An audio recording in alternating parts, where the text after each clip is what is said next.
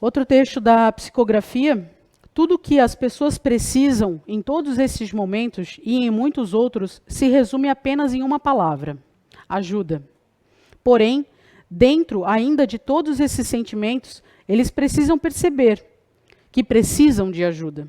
Muitos ainda são muito orgulhosos para admitir que precisam de outras pessoas para somar forças e seguir com alegria, se despreendendo das âncoras que nos prendem no dia a dia. Até, já que leu um trecho aqui, no Evangelho segundo o Espiritismo tem um capítulo que fala: buscai e achareis, que o céu te ajuda, ajuda-te que o céu te ajudará. Então, do ponto de vista terreno, a máxima é: buscai e achareis, que ela remete ao outro. Ajuda-te a ti mesmo, que o céu te ajudará. É o princípio da lei do trabalho. Por conseguinte, a lei do progresso. Porquanto o progresso é filho do trabalho, visto que este põe em ação as forças da inteligência. É o que eu falo, se a gente se deixar levar pelas facilidades que estão hoje em dia, a gente vai morrer e viver e não vai sair do lugar uma pedrinha do que a gente precisa para evoluir. E as facilidades para nos desviar do propósito principal, que é a nossa evolução, a nossa melhoria, ela é gigante, né? Tem até uma outra passagem, eu acho que é do Evangelho, que diz, né? A gente veio, né? A humanidade veio de barbáries, a gente veio de caçar, coletar, né? Vivíamos em cavernas. E aí a gente foi evoluindo, né, a nossa inteligência, pesquisa, foi evoluindo, aprimorando, para a gente não viver mais como se vivia, né, há milhões de anos atrás.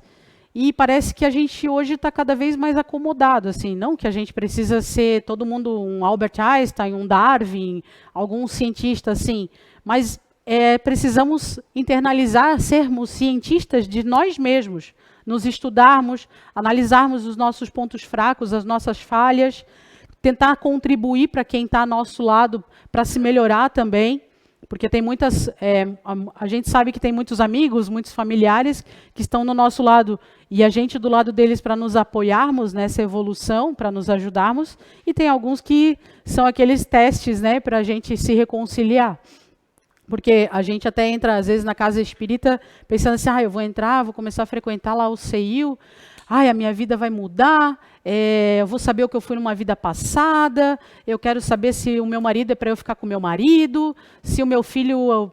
meu filho eu até me dou bem, mas a minha filha, meu Deus, a gente deve ser inimigo da vida passada. Mas assim, se fosse necessário a gente saber a vida passada, qual seria a inteligência em termos de esquecimento? Se muitos aqui, e eu sou uma dessas pessoas, eu mal me lembro da minha infância. Como é que eu vou me lembrar do negócio da vida passada? E aí, qual seria o nosso progredir se a gente souber que um filho nosso, um tio nosso, uma tia nossa, a gente foi inimigo em outra vida? Eu já falei aqui algumas vezes, né, quantas vezes a gente matou e foi morto. Quanto sangue tem nas nossas mãos? E se eu acredito que a gente não teria capacidade psicológica de assimilar o tanto de mal que a gente já fez. E por isso o esquecimento. Então, entrar na casa espírita, em qualquer lugar, né, às vezes procura algum vidente para querer saber, tem gente que não está nem preparado para saber o mal que já fez. Ou o mal que fizeram com a gente também. Mas se o propósito é o esquecimento, porque tem uma inteligência maior por trás disso, e o bem que a gente tem que fazer é hoje, é agora, por que eu vou ter que mexer lá atrás? Senão a gente não morreria, a gente seria tipo que nem esses filmes de vampiro, que eles são eternos, assim, são seculares, a gente não morreria.